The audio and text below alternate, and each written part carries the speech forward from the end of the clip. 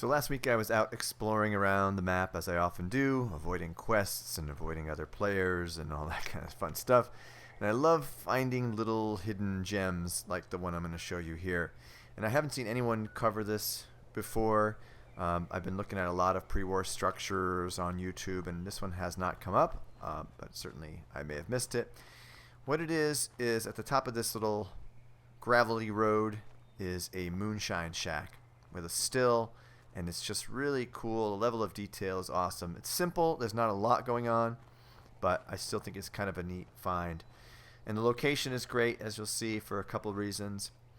So what I like about it is it's a pre-war structure. It survives. It makes sense to me in terms of this is the kind of thing you might expect to find in a rural mountaintop in West Virginia or Kentucky or Tennessee or someplace. So it's really neat in that regard. You see a couple of chairs. There's not a lot in the way of junk. There's a wood pile, a banjo, some moonshine jugs.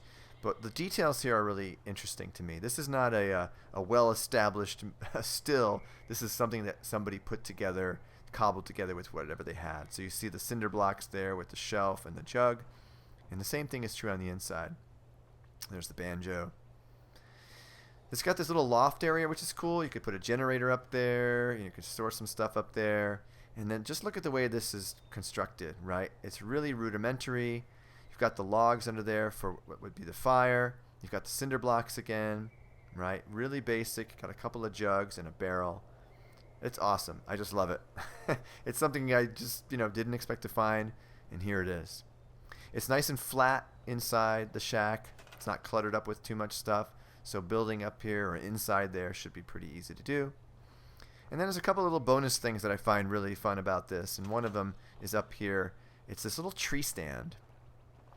And it's got some glowing resin up there. But this would make a really good spot for a turret. Although when I was up here, it seemed so quiet. It didn't seem like any enemies would spawn up here. But of course, you never know. So having a turret is not a bad idea. But then another bonus to this is the location and the view. This view is just awesome. I love the rock surfaces, the textures, and how they come out. They really look great. And then the view is not 360 degrees, but it's certainly a large swath of the horizon. I was on my way to discovering the Converted Munitions Factory, which is down there, and I stumbled upon this, and I thought it'd be cool to have your camp here and to claim the munitions factory there and have that as a little dual base sort of thing. But this view is just really awesome.